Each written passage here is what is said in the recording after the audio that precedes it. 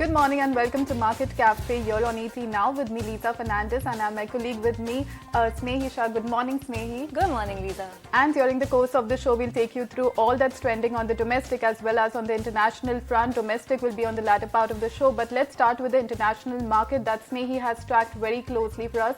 Snehi, a sharp sell-off was seen in the US market, and this comes on the back of Fitch hinting at a downgrade rating of the US banks, and this even in June, they had taken a similar downgrade, right? So absolutely, Lisa. So good morning to you and very good morning to all our viewers. We are back after a market holiday, nice and early.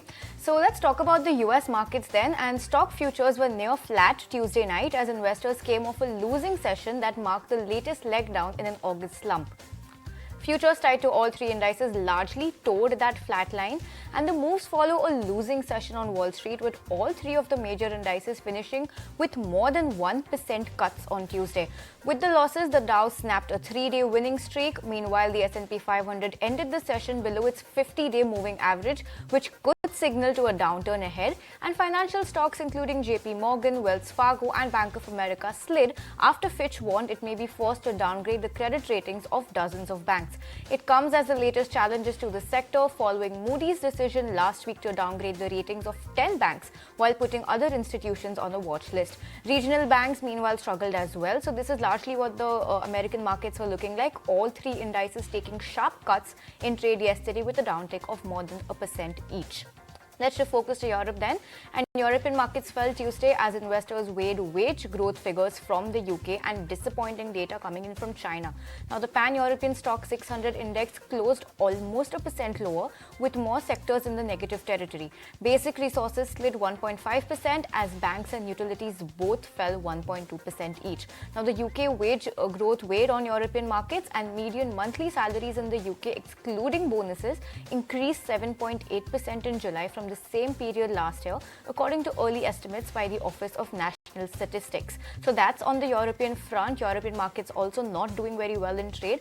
Also interesting to notice, Russia's central bank has hiked interest rates by 350 basis points to 12% at an emergency meeting as Moscow looks to steady the rapid plummet of the country's currency. So interesting move coming there from Russia as well, and largely negative handover coming in globally from America as well as Europe. Well, now let's look at what the crude prices and other commodities are doing. Crude prices, they saw a rally in prices over the last 7 weeks, and that was owing to the supply cuts by OPEC.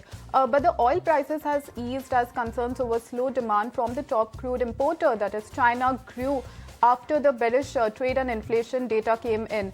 China's industrial output as well as retail sales data on Tuesday, it showed that the economy slowed further last month, intensifying pressure on the already slowing growth, and it prompted the authorities to cut the policy rate hikes to bolster the economic activity. But the analysts are saying that the cut was too small to make a meaningful difference. And also, Barclays has cut its forecast for China's 2023 growth in GDP to 4.5%, and they have cited a faster than expected deterioration in the housing market. So let's look at what crude prices are doing currently. The WTI crude, it's down around 0.2%, and it's at $80.86 per barrel, while Brent crude oil, that's fallen. It saw a sharp fall of around 1.3%, but now it's down around 0.2%, and it's standing at $84.78 per barrel. Even the gold prices, that has steadied at around 1,933 per ounce. So that's on the crude as well as the commodity check. Absolutely, Lisa. Thanks for taking us through that. With that, let's also look at all the important cues that you need to be tracking for today. And let's look at the global cues then. And the FOMC minutes for July's meeting, the Fed meeting, will be out today. The US industrial production data will be out today. UK CPI numbers as well as the Eurozone industrial production numbers and the GDP numbers for Eurozone will be out today. Back home then on the primary markets front in the IPO action, you've got SPFC Finance. That company will be listing on the bourses today, so keep an eye out for all of these events. And now let's look at the other global stories. It's the second straight month of disappointing macro data from China, and that has forced the investment banks across the world to cut their 2023 growth outlook. The wave of downgrades highlights the danger of the world second biggest economy, missing its official target of around 5% expansion for the current financial year. The country is seen struggling with a confidence crisis as Beijing's delay in policy action that is being perceived as an inaction to bolster a sputtering economy.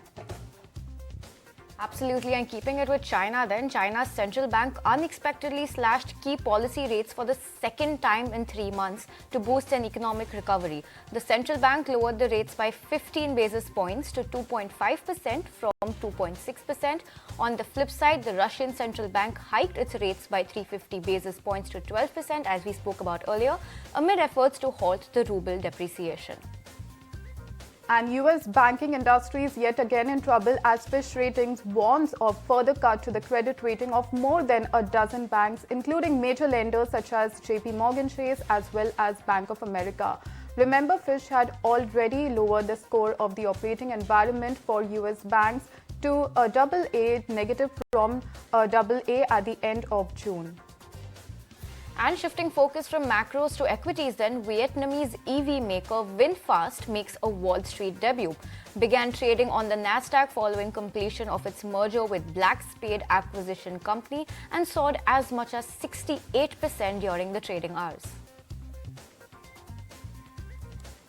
And it's the time for India to shine in the new global order. That's the sum and substance of Prime Minister Narendra Modi's speech on the event of India's 77th Independence Day. Addressing the nation from the iconic Red Fort, PM Modi, he stoked the dreams and aspirations of India's 1.4 billion citizens. Well, in his 90-minute-long speech, PM Modi reiterated that India will be among the top 3 economies in the world in the next 5 years.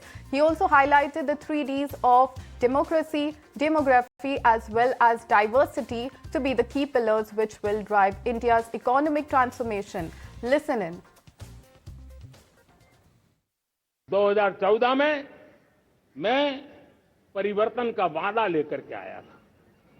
2014 में मैंने आपको वादा किया था मैं परिवर्तन लाऊंगा और 140 करोड़ मेरे परिवारजन आपने मुझ पे भरोसा किया और मैंने विश्वास पूरा करने की कोशिश की। रिफॉर्म, परफॉर्म, ट्रांसफॉर्म, वो 5 साल जो वादा था वो विश्वास में बदल गया, क्योंकि मैंने परिवर्तन का वादा किया था। रिफॉर्म, परफॉर्म, ट्रांसफॉर्म के द्वारा मैंने इस वादे को विश्वास में बदल दिया। कठोर परिश्रम किया है, देश के लिए किया है, शान से किया है,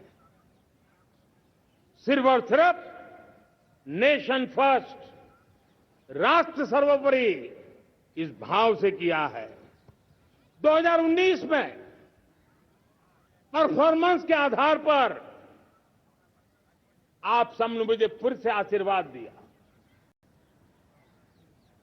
परिवर्तन का वादा मुझे यहां ले आया, परफॉर्मेंस मुझे दोबारा ले आया और आने वाले 5 साल अभूतपूर्व विकास के हैं। 2047 के सपने को साकार करने का सबसे बड़ा स्वर्णिम पल आने वाले 5 साल है और अगली बार 15 अगस्त को इसी लाल किले से मैं आपको देश की उपलब्धियां, आपके सामर्थ्य, आपके संकल्प, उसमें हुई प्रगति, उसकी जो सफलता है, उसके गौरवगान, उससे भी अधिक आत्मविश्वास के सामने आपके सामने मैं प्रस्तुत करूंगा। कालखंड की तुलना में हमें कुछ सफलता भी मिली है, लेकिन इतने से संतोष नहीं मान सकते। दुनिया से हमारी चीजें अच्छी हैं, इतने बात से हम सोच नहीं सकते। मुझे तो मेरे देशवासियों को महंगाई की बोझ कम से कम हो, इस दिशा में और भी कदम उठाने हैं और हम उस कदम को उठा के रहेंगे। मेरा प्रयास निरंतर जारी रहेगा।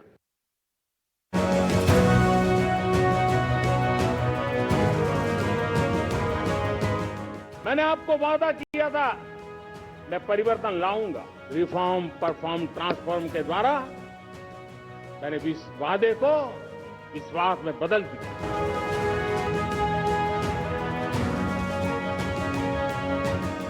दुनिया से हमारी चीजें अच्छी है, इतने बात से हम सोच नहीं सकते।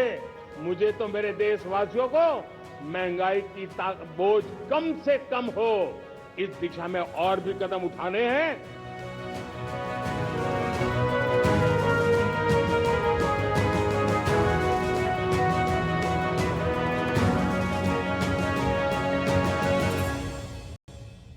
All right, that's the word coming in from Prime Minister Narendra Modi at the Red Fort addressing the country on the occasion of Independence Day. But how did the hotel bookings turn out this year on Independence Day, and was there a surge in the number of travelers seeking a quick retreat? Aishwarya Patil, my colleague, filed that report. Listen in. The travel bug has bitten tourists across the country. Everyone wants freedom from their sedentary and monotonous lifestyle once in a while. And this Independence Day, where are guests checking in? The big question has been, where are you celebrating your long weekend this Independence Day? Let's find out. During the long weekend, we are seeing very good pickup in most of the domestic leisure markets. Hospitality behemoth ITC Group has seen an uptick during the long weekend. We've also been running a campaign called Dekho Apna De, which has given us very good coverage during the long weekends and even after that. So except for, I would say, the northern part of India, which is the northern hills, except for that region, all the other regions are doing quite well. Basically, we are sold out in all these three main regions, which means Goa, even the entire Rajasthan and Kerala. So most of the destinations which deal with leisure destinations are almost showing close to 100% occupancy. And we don't have any more rooms to kind of sell. And we're also seeing very good pick-off from city hotels where staycationers are kind of trying to show very good growth. The uptake is more than 30-40%. What happens during the early week at this time of the year? On one hand, ITC Group of Hotels is taking care of travelers with a regal taste and catering to the luxury segment. And on the other hand, online travel portal Make My Trip is providing a wide array of trips. Make My Trip says it saw a 30% rise in individual flight bookings and saw a 22% uptick in bookings of premium and luxury properties. They also saw homestays and villas which doubled in terms of sales and increased sales also for international destinations. For Make My Trip, the top destinations have been Goa, Udaipur, Jaipur, Pondicherry and Varanasi. And on the international side, Thailand, Europe, Maldives, as well as Singapore and few others. For those traveling on a budget, Oyo has been a go-to pick.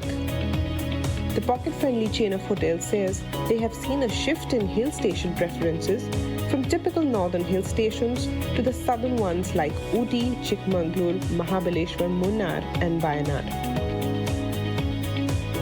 Oyo has also seen bookings picking up by 28% year-on-year and average room rate increased by 31%.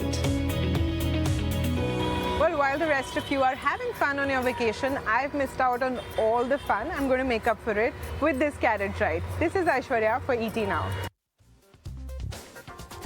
Well, thank you, Aishwarya, for sharing us the trends emerged in the hotel bookings as well as in the travel sector. But with that, let's slip into a short break. More news and updates on the other side of the break. Hi there, welcome back. Still watching Market Cafe on ET Now. Thanks for staying tuned.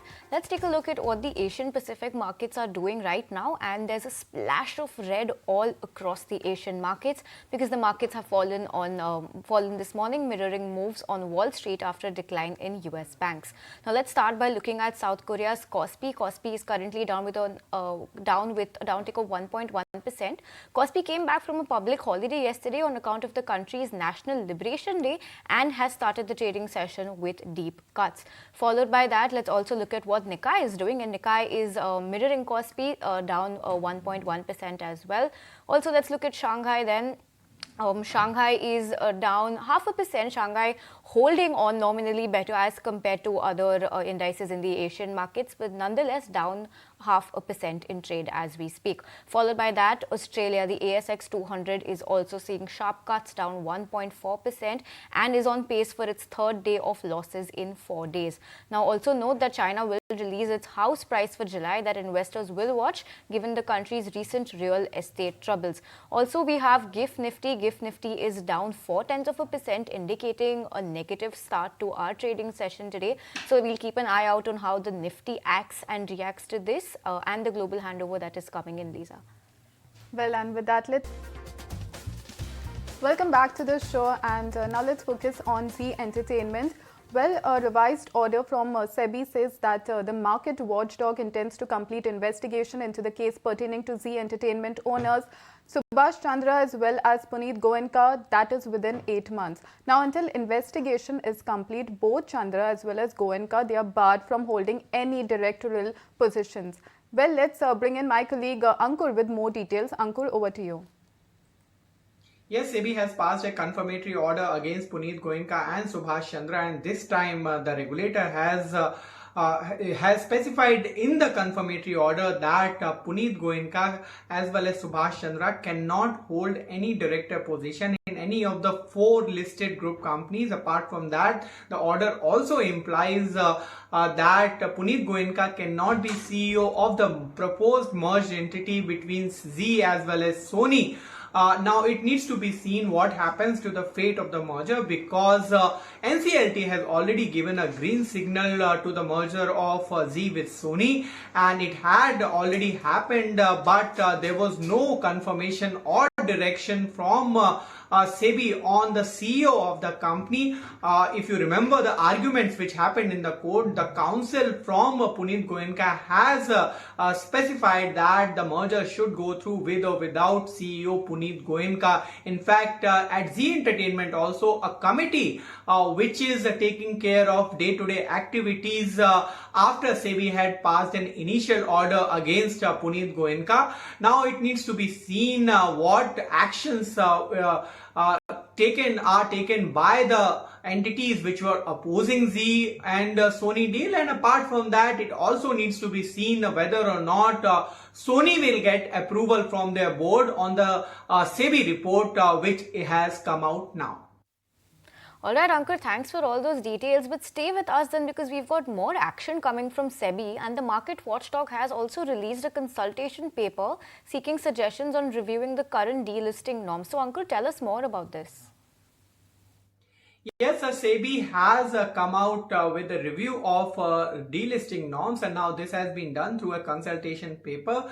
The consultation paper specifies that there was a committee which was formed under KK Mistry, who is a former VC and CEO of HDFC. Now, under his chairmanship, a subgroup has submitted report to PMAC, that is Primary Market Advisory Committee, and that there has been several recommendations which includes a fixed delisting price against the reverse book merger which happens currently. There is also some suggestions which has been made on the delisting date, what should be the reference date. All these suggestions have been made by the committee, and now PMAC has forwarded it to SEBI, which is open for consultations by the public. After the consultation happens, this will be given the shape of the final rules for delisting. Remember, SEBI chairperson herself had specified that she doesn't like Abhimanyus, meaning there should be way out and a proper way out for companies for the way of delisting, and hence now you are seeing that SEBI is proposing a few changes in the delisting norms. Well, thank you, Ankur, for updating us on the proposed delisting norms. But oil companies will be in focus, and that is because the government has hiked special additional excise duty on crude petroleum to Rs 7,100 per ton with effect from today. And it has also increased the levy on diesel from Rs 1 to Rs 5.50 per litre, and on ATF from nil to Rs 2 per litre. Well, let's go across to my colleague Prakash Priyadarshi, who has more details on this. Yes, the Finance Ministry has come out with the new notification when it comes to windfall gain taxes on petroleum products. And as per the notification, windfall gain taxes on domestically produced crude has been increased to rupees 1,700 per ton from rupees 4,250 per ton. And it's the third consecutive hike in a special additional excise duty on domestic crude. When it comes to windfall gain taxes on diesel, it has been increased to rupees 5.5 per litre from rupees 1 per litre. In addition to that, additional taxes on ATF export has been reintroduced after a gap of more than 2 months and increased to rupees 2 per litre from nil. But when it comes to petrol export, it is still out of ambit of windfall gain levy as for now. At one hand, it is going to impact domestic oil producers like ONGC and OIL when it comes to windfall gain taxes on domestically produced crude. And it is also going to impact companies like RIL and Naira Energy when it comes to ATF export as their prime exporter of ATF. So this revision has been done based on fluctuation in crude oil prices in international market during last fortnight, and based on that, government has decided to increase windfall gain taxes on various petroleum products. All right, thanks Prakash for all those details, but let's shift focus to earnings then. And ITC posted a mixed set of numbers for the first quarter. Profit and margin came in above analyst expectations, but revenue failed to meet expectations. However, the bigger news in focus is that ITC Hotels demerger aftermath. The conglomerate announced that shareholders of ITC will get 1 share in the demerged hotels business for every 10 shares held in the parent company. ITC is likely to get the new stock listed on stock exchanges in the next 15 months. Let's take it across to my colleague Winnie, who has more details on this. Winnie, break down the Q1 results for us. Yes, so if you look at ITC's numbers, revenue was a bit of a miss coming in terms of the expectations that we had at ET Now. Revenues came in at 15,828 crores, which is a decline of around 8% on a year-on-year basis when you compare the revenues. So yes, a bit lower than what we were expecting, but profit above expectations. Margin, strong expansion on that front, the EBITDA margin front. So above expectations over there. Cigarette volume, we were expecting at around 7%. It's come in at around 9 to 10% is what is inferred number as. The company doesn't give a number, so the inferred number is coming in at around 9%. So yes, that was also better than what the street was expecting as well, and what we were expecting at ET Now as well. So all in all, yes, not a bad set of numbers coming in from the company. Only a miss coming in on the revenue front, and that is mainly because the agri business, that saw a sharp decline coming in of 24% in terms of the revenues of the agri business. Paper business, in terms of demand over there, that was also a bit subdued in terms of revenue growth. That was a 6% decline in terms of revenue over there. Hotels business, muted growth of around 8%, we could say, not as much as we'd seen last year, but yes, there was a high base there effect that is coming in there as well.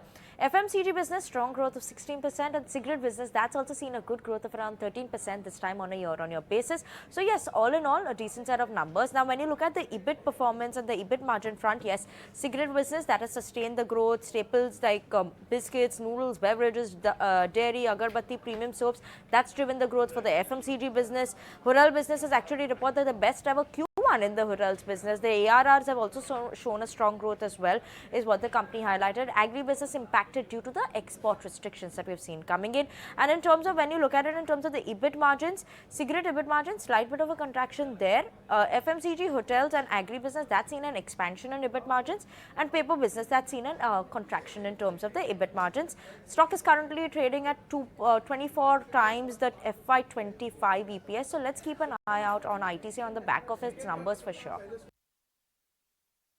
Right, so when you talk about the hotels business, obviously we knew that the demerger of the hotel is happening. There's a value unlocking which we've spoken about for the hotels business. Now, furthermore, yes, just taking a step back, and what they've given is that, ITC shareholders will be holding 60% direct stake in ITC hotels, and the remaining 40% they will hold through ITC itself. Yes, that is already what we had in terms of details. Now, the new details that we have coming in is, one, the indicative timeline for completion of this demerger is around 15 months, the company said. Obviously, all those regulatory and approvals that are required, that will all be taking place. Other than that, all these other transfers that will be made of the hotels business, that will all be made, whether they're holding any hotels or they have invested in any hotels, that all will be transferred to ITC hotel business. Now, what will not be transferred is the financial and operational investments.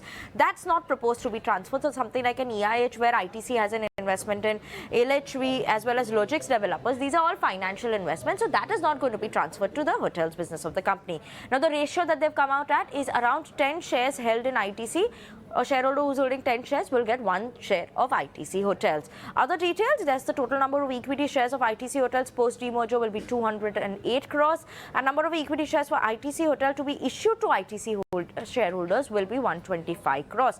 So, on the back of an envelope calculation as of now, what comes in as the share price, if you calculate it currently, like, just dividing it on the back of an envelope calculation, it would be like, maybe the share price of ITC Hotel would be at 45, though analysts are 40 rupees around that price, but analysts are expecting it at around 30 to 35. We've spoken about this before as well, but let's keep an eye out on the ITC's Hotels demergers. That's something that is an unlocking of value, and now we have the ratio at which the share is going to be given for every ITC shareholder as well. So let's keep an eye out on this as well.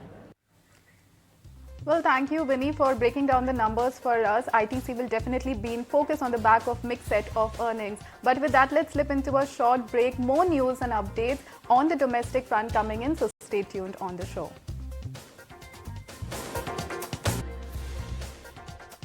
Hi there, welcome back, and you're still watching Market Cafe on ET Now. Let's get a move on with the show then, and I have my colleague Vamakshi standing by to take us through all the stocks that brokerages are keeping on their radar this morning. Good morning, Vamakshi. Take us through that list, and I believe CLSA has also come out with its India strategy note. Well, yes, on that count, let me just first start off with the CLSA strategy that has come out. They are highlighting that their India dedicated funds are attracting very big inflows. India remains the most sought after destinations for SPIs for the 5th month in a row. India dedicated passive as well as active funds saw multi-month record inflows. In fact, they also noted that FIIs bought mainly financials, staples and industrials in July, but they relatively cut their holdings in IT, energy, healthcare as well as discretionary. Now they have highlighted that India is on track to be the most preferred market by FIIs for the 6th consecutive month. In August, they're tracking 6-month rolling FII flows for India are at the highest level since April 2021. So all in all, a lot of positives coming in from CLSA as far as their strategy is concerned. Other than that, when we look at Zomato, we have a brokerage note coming in from Morgan Stanley. Now this is based on the annual report that came out. Morgan Stanley is highlighting that the company is growing faster than the competition in the last 2 years. The company is gaining relative GOV market share. They're expecting food delivery segment to get to nearly 3.5% adjusted EBITDA margins by almost 2025. Quick commerce is also showing signs of a sustainable business model, and in fact they're expecting positive free cash flow in the food business to offset losses in other verticals. So all in all, that is the note that is coming in from Morgan Stanley on Zomato. And lastly, keep an eye out on Divis. We have a note coming in from Jefferies. They've maintained a buy, but they've revised the target price to 4,300. In fact, this target price has been raised from 3,610 earlier. Jefferies has highlighted that the company missed the Q1 estimates, but the margins continue to recover. There is a near-term growth driver that is the ramp-up of sacubitril valsartan project. Newer growth avenues are also kicking in from FY25 onwards. So all in all, on the back of that, Jefferies has maintained a buy on Divis Labs. Well, thank you, Vamakshi, for taking us through all that's on brokerage radar for today. But other than brokerages, we also have Ankita here who will be talking about the stocks that will be in focus today. Good morning, Ankita. Take it away. Good morning, Lisa. Yes, these are the stocks that will be in focus in today's trading session. First up is Indigo. Now, there's a big deal that's come in Indigo because Rakesh Gangwal and Shobha Gangwal have decided to sell their stake of up to $450 million, which is they're offering 15.6 million shares for it, and the floor price for it is 2,400 rupees, and it is at a discount of 5.8% to the closing price on Monday. So that is likely to happen today. Apart from that, Ahluwalia Contracts will be in focus on the back of its Q1 numbers, where they reported a revenue jump of 25% on a year-on-year basis and a net profit jump of 31% on a year-on-year basis. Now, apart from that is Apex Frozen Foods that also reported its Q1 numbers, and they saw a decline of 20% in their revenues on a year-on-year basis, and the net profit was also down 80%. The margins saw a decline of 408 basis points on a year-on-year basis, and the EBITDA also declined by 56% on a year-on-year basis. So on the back of that, Apex Frozen Foods will also be in focus. Apart from that, Tempo Global will be considering fundraising as of today, and that will be in focus on the back of that. And the IPO action, we have SBFC that will be listing on the bourses today, so all eyes will be out on that particular counter as well. VIP Industries will be in focus because Anindya Datta, who is the managing director of VIP Industries, has tendered their resignation on the 14th of August, and on the back of that we will see the impact on the stock as of today. Then we have Infosys in focus. Now Liberty Global and Infosys have expanded the strategic collaboration to bring in AI-powered digital entertainment to customers worldwide to drive significant efficiencies on technology costs, and on the back of that Infosys will be in focus. Apart from that, we have JSW Energy, because GQG Partners have bought 119 lakh shares at 345 rupees per share, and Autumn Investment and Infrastructure Limited has sold 160 lakh shares at 345 rupees per share, and on the back of that we have JSW Energy that will remain in focus today. Ankita, thanks for taking us through that list. We will be keeping an eye out on all these stocks today. But another stock that's going to be in focus is Infosys, as the IT major has announced a 5-year mega deal win with Europe-based telecom and communications group Liberty Global, and the deal has been valued at $1.64 billion. Let's look at the contours of this deal then. And the company will license platforms to new operators and markets. The deal is extendable to 8 years and will add 800 million euros to the deal TCV over a time frame of 3 years. Now the deal should be pushed into action in Q4 FY24 post regulatory approvals, and the company also expects the FY24 revenue impact to be rather small on the back of this deal, and the company will also onboard 400 employees of Liberty Global. Now this also comes in after HCL Tech was in focus just a few days ago after it signed a very big deal with Verizon Business. And if you remember, the commentary from all the IT companies in this quarter as well as the previous quarter was rather dismal and not very bright. But so these deals on HCL Tech as well as Infosys could be a silver lining for the IT sector then. Well, yes, Mehi, definitely a ray of hope for the IT sector. But N. J. Kumar, who is the MD and of Prime Securities, he believes that the bias should be towards stocks versus indices. He also sees massive tailwinds in the pharma sector. Listen into a bite of conversation. I think the bias needs to be towards stocks rather than towards the indices, because I don't think any individual investor actually captures the nifty movements just by investing in, let's say, ETFs or whatever. I think people invest in stocks, and I think the important thing is to identify where the sectoral biases are. So for a long time, tech and financials led the way. My own assessment is new rallies need to happen in, new sectors. So defense was one that played out. Could there be other themes? Pharma has been a theme that's taken off the last 1 quarter. I dare say it's not a 1-quarter theme. It's going to be there for multiple quarters. There are massive tailwinds in its favor. There's even a press note that talks about generics being prescribed or needed to be prescribed by doctors, etc. So essentially what you're seeing is here, new sectors come through, reasons follow. And I think pharma could well be that space because exposures are low, funds are not positioned towards it. Foreign funds are, very light on pharma at this point in time. So there could be, if people are focusing on export-led sectors, you could have a move out of tech into pharma continuing. I think it has already begun. Strangely, I think the well-integrated, consolidated metals and commodity players could also be in focus.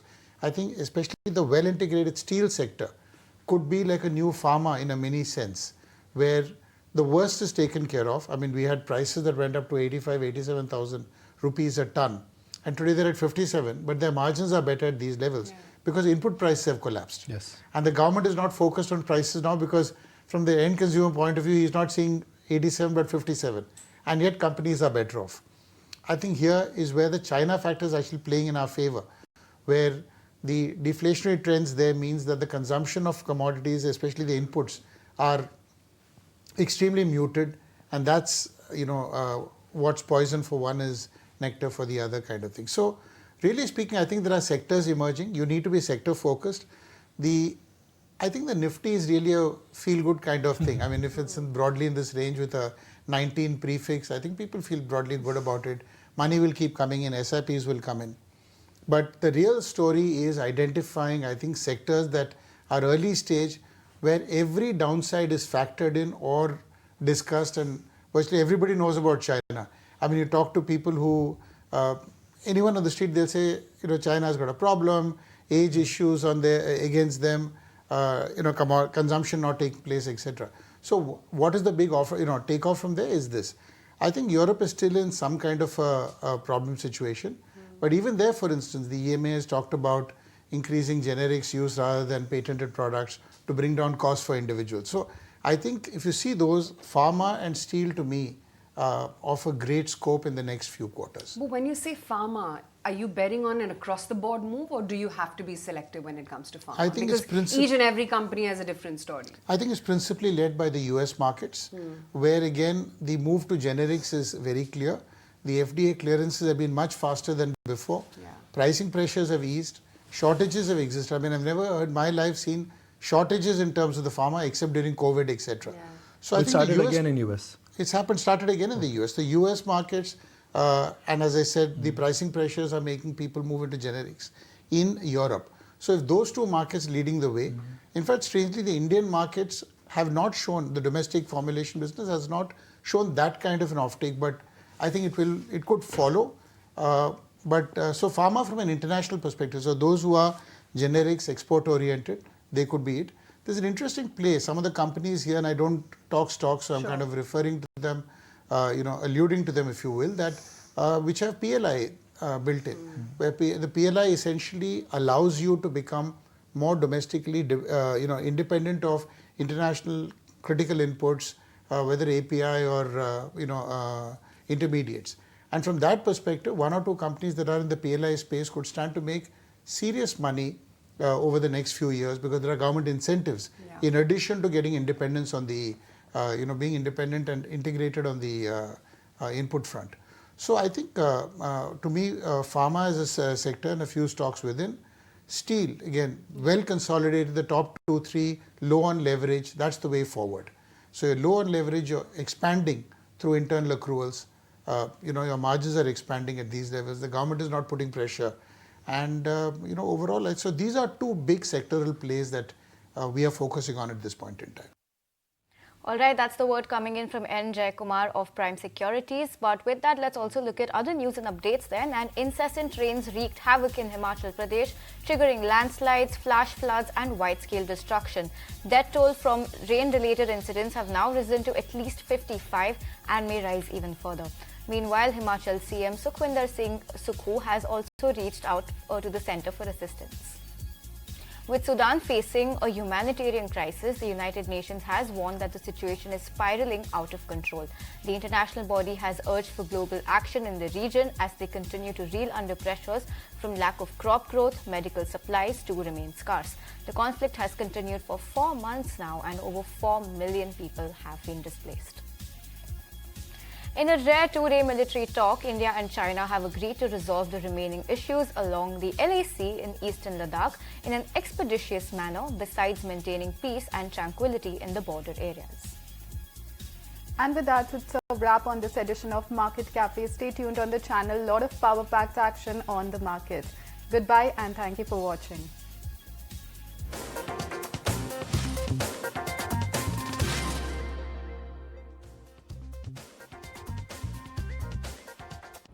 अरे